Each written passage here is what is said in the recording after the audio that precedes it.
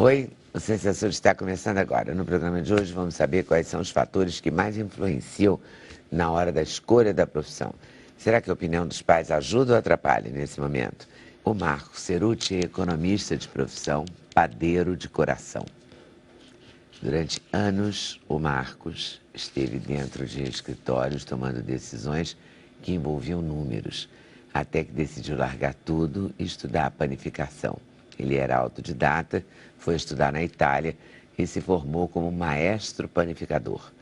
Vamos saber do Marcos como foi a adaptação ao ramo dos pães com fermentação natural. Mas se os pais quiserem influir, você aconselha o quê?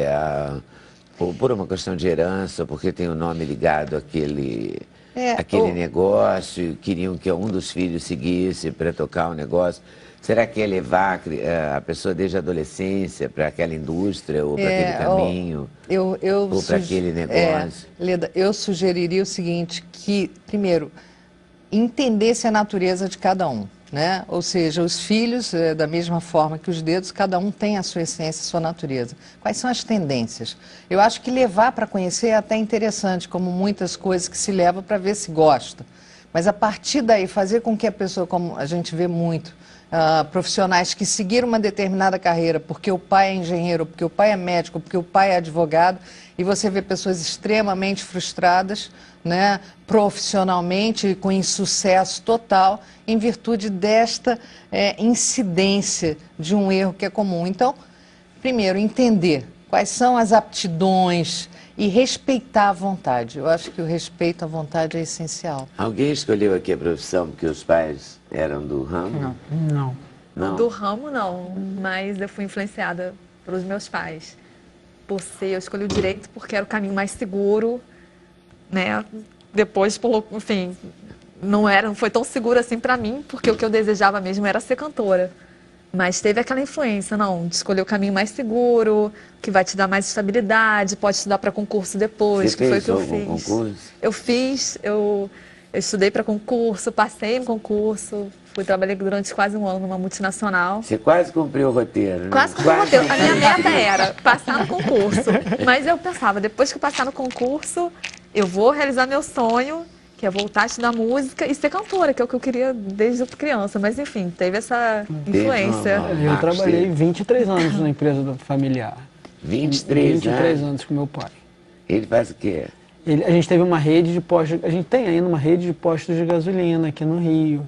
Grande, tinha para mais de 250 funcionários. Imenso. Era grande, gigantesco. E foram 23 anos de muito aprendizado, mas é como a professora falou, essa sensibilidade de você ver o que cada um está disposto a seguir, a fazer, a querer. Era uma coisa que antigamente não se dava muito valor e que eu acho que hoje começa a mudar, né? A gente começa a entrar numa era do propósito. Sair um pouco dessa era da mega informação para o propósito. Porque se não tiver propósito, as coisas meio que se esvaem, né? E você tem irmãos que ficaram para tocar o negócio? Não. Esse é um grande dilema. Questão, né? É um grande dilema. Porque também botar um patrimônio desses a perder, né? Esse é o grande...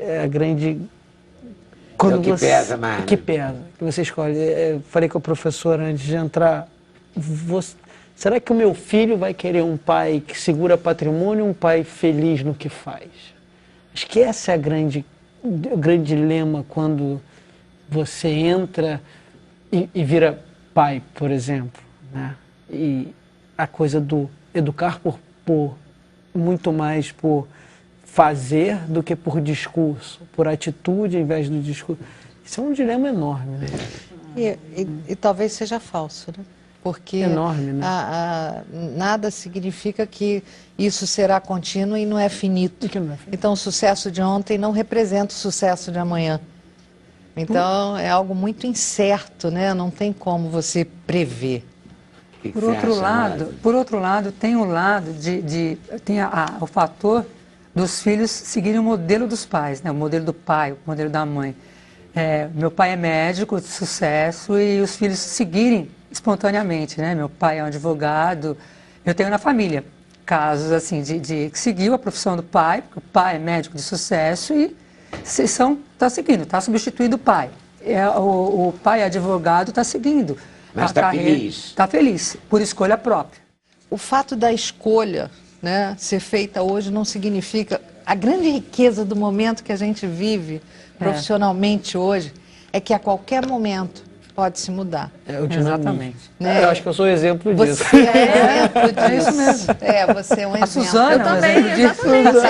Porque quando a gente escolhe a carreira, assim, enfim, na hora de prestar vestibular, meu Deus do céu, eu vou escolher um curso, é o que eu vou escolher para a vida inteira. Hoje em dia eu conheço muitos colegas meus também de faculdade que mudaram de profissão, não é para a vida inteira. Né? Eu acho que a gente... É que nada mais é para a vida. Nada mais é para a vida inteira, nem a estabilidade é para a vida inteira. Nós estamos conversando, né, sobre isso. Né? Você termina uma faculdade, de repente esse curso já não está mais, mas você terminou. Agora você vai partir para outra coisa, né? Então, a velocidade, né, da questão da mudança é muito rápida hoje. Você tem que se adaptar urgentemente, né? E é muito rico, né? É muita informação. O grande desafio está transformar isso em recursos, né? Em algo que você possa tangibilizar profissionalmente. E eu acho que aí entra o papel dos pais. Sim. Né, nesse direcionamento do como, de forma mais focada, mais estratégica, como aproveitar todo o talento que se dispõe. Porque é óbvio, né, quem tem filho sabe disso. O talento que um dispõe, o outro não. Então, como fazer isso, até de forma complementar? É fantástico. Eu acho que a gente vive uma era muito bonita, né, no sentido desse aproveitamento humano. Eu acho que é loucura essa história, no sentido de muitas das vezes o comodismo da geração antes da nossa, que trazia essa coisa de você escolheu ser advogado, você vai morrer advogado. Exato. Você escolher ser... Isso geração X, né? Ceifou muito sonho. Me arrepia porque é verdade. Muita gente sonhou e não realizou porque foi ceifada, porque foi plantado na cabeça dela que ela tinha que ser médico e ia morrer médico. E às vezes você vê gente frustrada, à beça na vida, porque queriam ser acrobatas e foram médicos do início ao fim. E isso é triste, porque ceifa sonho, né? Também porque há uma necessidade, quer dizer, se você não está realizado, não é a sua escolha, como a do Lucas, que era sempre aquilo, ele tinha certeza que ele queria plantar, né? Então isso é muito saudável, né? A gente vê assim, uma nova cara da sociedade envelhecendo de uma forma saudável, com um sentimento de não estou excluído, pertencimento, né? Isso é muito bom. Essa coisa de se sentir útil, né? Sim, todos nós, né? E essa é a verdadeira conectividade. Eu acho que essa conectividade que a gente tem que tentar entrar no equilíbrio. A conectividade não vem só da tecnologia. Dessa conversa, de conversas que a gente deixou de ter num jantar, num almoço, porque está tudo correndo, é tempo, é rápido. Quando você traz a terceira idade, ele traz meio que essa calma, ele vem no outro ritmo. Ele traz essa calma para o ambiente, esse até equilíbrio. Aflige, às vezes, né? Você tá no caixa Nossa, é muito lento. Muito lento. Porque não se vou você, negar, porque você às vezes incomoda um pouco. Mas né? eles são outro. Mas é um exercício. Não, aí você para, é bom também. Porque aconteceu comigo, estou sendo sincero. Eu comecei a ficar fria, meu Deus, vai levar horas isso. Depois eu falei, ele era tão gentil, sabe? Que eu falei, não, também... É eu que estou acelerada, né? Eu que estou acelerada, eu estou errada, eu tenho que dar uma reduzida. E aí funcionou. Isso é bacana. Não cheguei a diminuir nenhum remédio. Mas achei legal o lance. Sabe o que é interessante? Que às vezes você observa, e você vê postagens no Facebook... Hoje você tem pessoas conversando, não foi o nosso caso lá, né, a gente estava aguardando, mas cada um no seu mundo, no seu celular. Então, assim, com eles não tem isso, eles não admitem, eles falam assim, mas por quê? Eu estou falando com você, eu quero conversar, né? E eles não admitem que a pessoa fique assim, no mesmo ambiente, cada um no seu mundo, né, cada um no seu celular. Volta aí, tá, Lucas? Me conta uma coisa, o pão também é assim? Pão ele assim. Diz pra gente as coisas? Pão é loucura. Quando você está com uma energia... que não está bacana aquele dia, que não acordou bem, o pão responde na hora. E isso é muito legal. Isso é muito bom, porque o pão é um processo que tem início, meio e fim, um prazo muito curto. Então, se você for fazer uma analogia da vida, é como se você estivesse reiniciando o seu processo quase todo dia. Numa fermentação natural dura mais um pouco, dura 4 dias. Mas é como se você visse o início e o fim muito próximo. Isso dá uma sensação muito legal de reinício. Coisa que às vezes na nossa vida a gente não faz. Porque a gente projeta para 5, 10, 15 anos, né? E a gente não se lembra do início, né? Como começamos, quanto a gente amadureceu no caminho, como foi bacana a jornada, porque eu acho que o mais bacana é a jornada, né, Leda? É. A gente vê muito o final, acho que a gente é muito educado para ver o resultado, e a gente esquece de olhar para a janela do ônibus e ver como é bonito o caminho, né? Como é bacana o caminho. É forte o caminho. E é lindo, né? Quando é apreciado, quando vem com força. Curtir esse caminho, né? E curtir essa coisa de você estar lá babando o caminho mesmo, como baba o bebê, como, né? Então, o pão traz muito isso. O pão me trouxe muito isso. O cartesiano, economista, marketing, finanças, aquela coisa pá. E, de repente, você se vê, farinha, água, coisa que você nunca tinha pensado em fazer na vida. E por que o pão? Isso foi... meu filho. Juju, minha esposa, que é comigo, minha companheira em tudo, nas loucuras. Às vezes eu acordo com o olho brilhando, ela não para. Brilha o olho não, pelo amor de Deus, chega. Mas inventa mais não. Mas ela ficou grávida. E os modelos são feitos para serem seguidos ou para serem repelidos, né? É basicamente a nossa vida. E eu tinha uma angústia muito grande de educar meu filho por discurso e não por atitude. Né? Aquela coisa que meu pai executivo sempre foi, não, eu trabalho para sustentar, para prover, mas você não via felicidade real naquilo que ele fazia. Ele era feliz, curtia o que ele fazia, mas não era aquele, que nem você está aqui há quantos anos e curte cada dia, né? E é verdade. A gente não vê o brilho no olho. E eu tinha muito medo de passar isso para o meu filho. A pergunta que eu fazia para mim é, será que esse menino vai querer um pai super real e realmente feliz ou um pai que tenha patrimônio? E aí eu falei, mas eu tenho que educar esse moleque por atitude. Se ele quiser ser astronauta, ele vai ser astronauta. Porque eu acho que a gente tem essa coisa de ter que confiar mais na gente, né? A gente perdeu um pouco isso. A sociedade meio que empurrou a gente para o medo, né? Quando a gente é criança, a gente não tem medo de andar sem rodinha e cair, levantar de novo e andar, cair de novo, né? Hoje a gente morre de medo, mico, né? Pagar vergonha se você cai uma vez ou se você falha uma vez. A sociedade é muito bruta em relação às falhas. E a gente só chegou aqui porque a gente falhou um monte de vezes, né?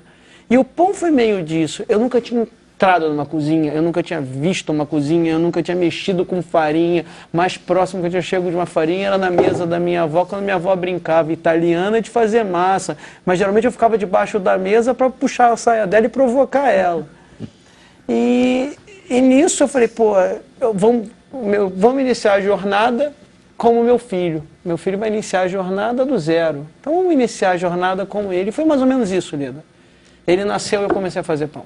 E você vai fazer um curso de pão? E aí eu fui para a Itália. E aí na Itália eu aprendi a fazer pão. Mas outra coisa que me traz muita angústia nesses modelos atuais é o copy-paste, né? Você vê muita coisa e aí a coisa começa a ficar efêmera, porque muita gente vê um negócio de sucesso e simplesmente copia. Quando eu fui para a Itália e aprendi a fazer pão, eu percebi que eu tinha que criar uma coisa nova. Eu não podia simplesmente pegar aquele modelo e reproduzir aqui no Brasil. Eu tinha que criar algo novo, eu tinha que trazer algo novo para a gente.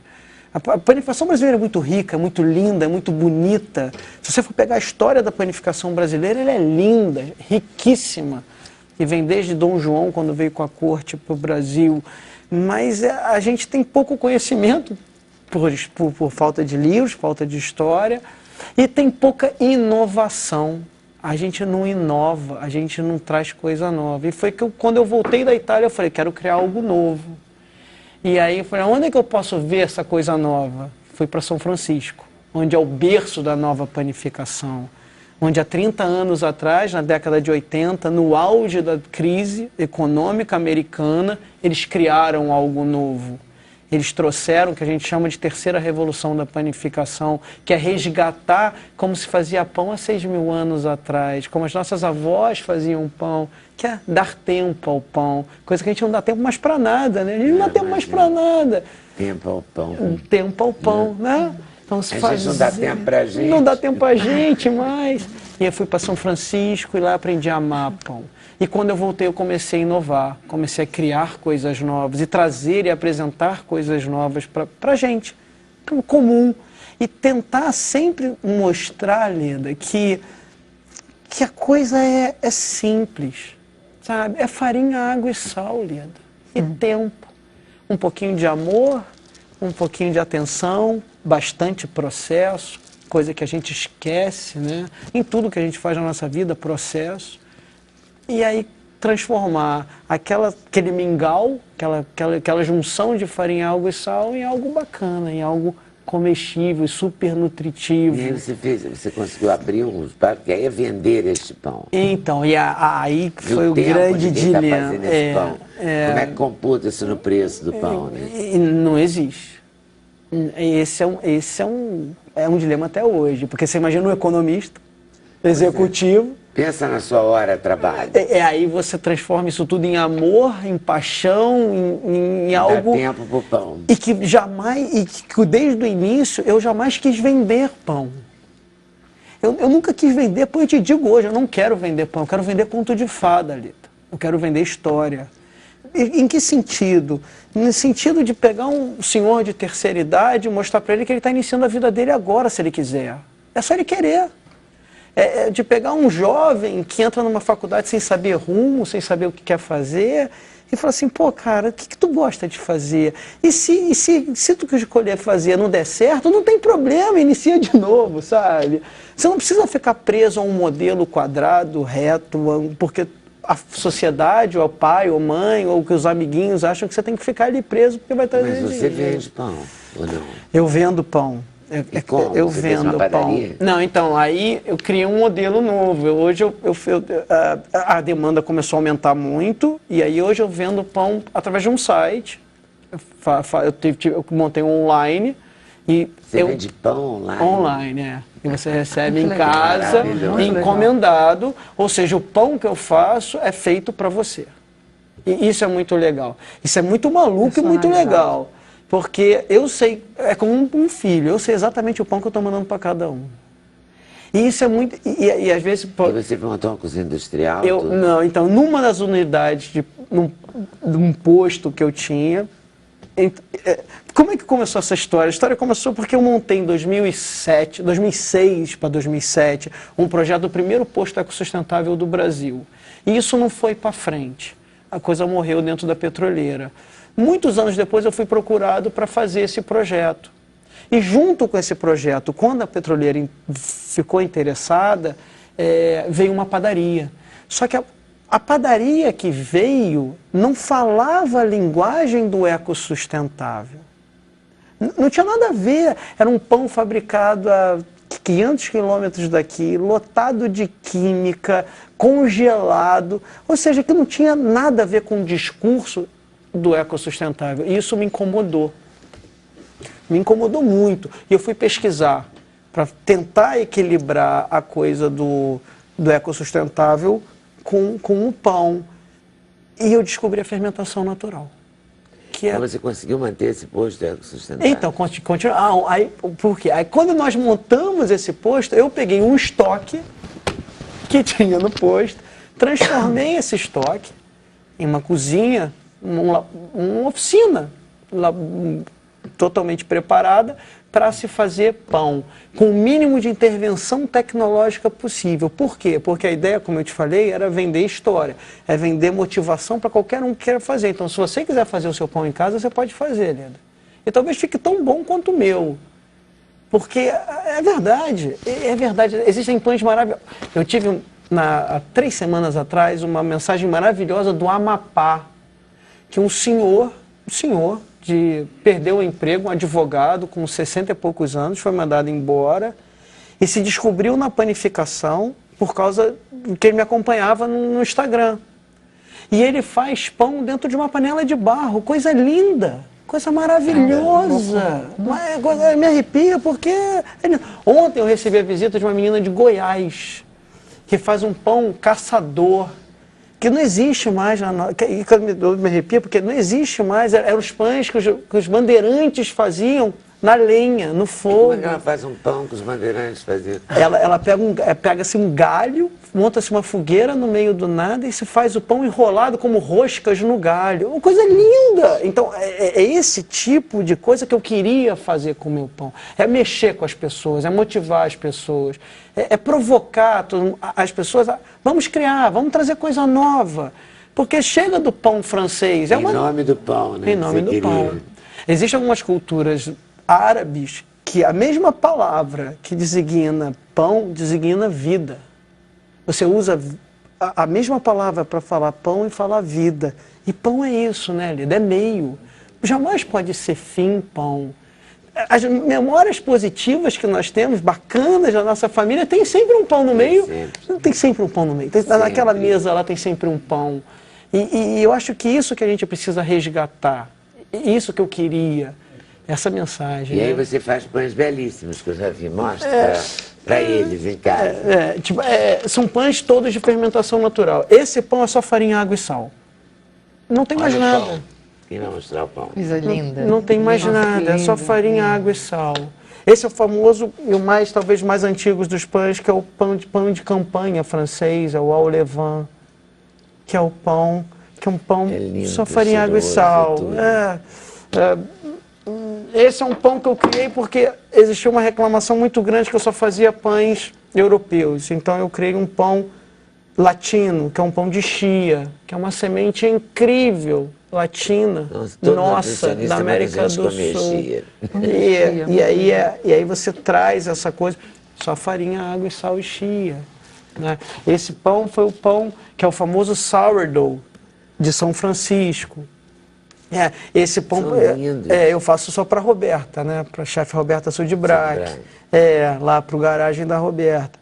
É um pão que esse pão transformou a economia da São Francisco Bay na década de 80. Então você vê 5 movimentos caminhando juntos: é o pão, é o laticínio, é o vinho no Carmel Valley, naquela região linda, né? É a arte. É a arte que vem do sul, um pouco abaixo, acima de Los Angeles, um pouco de Orange County, e o Vale do Silício. A economia em crise, como nós estamos vivendo hoje, muito parecido. Todo mundo em baixa estima, política, uma bagunça, saindo daquela era Nixon, aquela coisa maluca, e precisava se criar. Então, no pão foram 5 pessoas, nenhum era padeiro. Nenhum era padeiro. E transformaram a panificação mundial. Né? E essa é a baguete tradição francesa. Essa é uma baguete francesa. Você passa por todas as culturas. Essa é a ideia. Essa é a ideia. É você sempre buscar inspiração, Lida. Chama como? Chama SPA? SPA. SPA. Por quê? SPA é Società per Azione. Quando eu cheguei na Itália, eu fui para um moinho de 1438, ainda da mesma família, é a 8ª geração. E quando eu cheguei, estava escrito o nome do moinho e no final SPA. E eu perguntei, o que é o SPA? E a SPA em italiano é o Società per Azione, é o SA. É a Sociedade por Ação Limitada, enfim.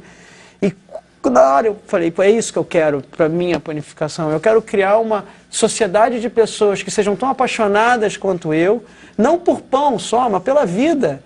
E que eu não conheça, porque na maioria das vezes eu não vou conseguir entregar para Leda pessoalmente, para a pessoa pessoalmente o pão, mas que ela existe. Então é uma sociedade anônima, de apaixonados por alguma coisa, por essa vida. Né? E as pessoas te encomendam pela internet? Pela internet. Então é SPA? SPA Pane, pão em italiano.com. E aí você trabalha com quantas pessoas? Eu sozinho. Só você? Eu sozinho. Essa é uma outra coisa, quer dizer, eu e minha parede que eu brinco, né? Porque o negócio é muito pequenininho, então eu fico brincando com a parede. Continua sendo o mesmo lugar do Continua no mesmo lugar. Mas cresceu, continua lá. Então, só que eu deixei a gestão da empresa. A empresa continua. Eu que deixei a gestão da empresa. E esse é o grande dilema, como a gente estava falando. Quando você olha e fala assim, eu sou 10 mil vezes mais feliz do que eu era quando administrava a empresa. Talvez 10 vezes menos rico. Mas alguém te chamou de maluco também. Não, deixou isso para fazer pão. Com certeza, com certeza. E isso dá muito prazer, porque a construção é o caminho, é o meio. E a tua mulher é tua parceira, ela bancou contigo? A minha mulher é a minha paixão. Porque há uma diferença de status. Claro. De dinheiro claro. mesmo, falando claro. Eu brinco que a minha mulher é o meu karma, porque a Juju, eu me apaixonei com 7 anos de idade porque ela era minha vizinha. E eu falei, eu vou casar com essa menina um dia, e casei. Agora quem arrepiou fui eu. E casei, Leda. Casei. Depois de desencontros, porque ela foi morar em Brasília e voltou. E a gente já está casado há 15 anos com o Nicolas de 7. Então o pão já tem 7 anos. Seu pão já tem 7 anos. Já tem 7 anos. E ela é companheira para tudo. E aí eu falei, Ju, a história é essa, vamos. E ela falou, ontem. E a gente está nisso juntos. Essa coisa de tentar trazer essa história, de trazer essa motivação, de trazer essa luz para muita gente que talvez esteja nos assistindo agora e tenha tanta dificuldade no dia a dia, né? na depressão, em alguma coisa. Além do hábito alimentar, que isso é muito bacana. Vocês deviam escrever um livro falando do pão. Você faz o do pão. Eu me lembro do meu filho pequeno e um livro de história. Eu guardei esse livro, claro. Mãe adora guardar lembrança. Filho nem lembra e a gente fica lá cheio de tralha. Mas eu guardei, todo dia de chuva a gente fazia pão. Fazer pão é uma coisa muito interessante. É muito bacana. Porque na hora que ele fica ali crescendo, e você vê ele crescendo, você deixa ali, né? Tapa com... Esse a gente já tapava com pano úmido. Pano úmido. Era um livro de história. Aí um dia de chuva, não tinha nada para fazer, lia aquele livrinho, farinha e água e sal a gente sempre tem. E fazia pão, e era bacana. Você devia fazer um livro associando o pão a essa... Mas é bem por aí. A vida. A vida. Muito bom, muito bom. E aí você gravou o CD e botou o pé na estrada. Aí como é que você faz para divulgar e tudo? Então, meu primeiro show da minha vida foi o show de lançamento desse CD. Que foi em 2013, mas ainda estou lançando, assim. Que é o meu processo, é o meu começo, aí é esse. Esse é o primeiro filho. Então, eu continuo fazendo, eu fiz alguns shows de lançamento só do CD e continuo fazendo shows, enfim, em que eu misturo o repertório do CD com outras músicas, outros sambas conhecidos e inéditos também, porque agora já conheço, graças a Deus, agora já fiz. Já pode até inédito. Já pode até inédito, já estou cheio de ideia para o segundo CD. Enfim. E aí a vida, assim, a tua família apoia? Hoje em dia, graças a Deus, Lida, hoje em dia eles dão maior apoio. Porque essa questão da sobrevivência, do não sei o quê, né? É complicado. É complicado, né? Quando você vai fazer uma escolha. É duro. Ou você convoca o parceiro para dividir esse caminho. E tem vários aspectos, né? Não é só a questão direta do baque da mudança.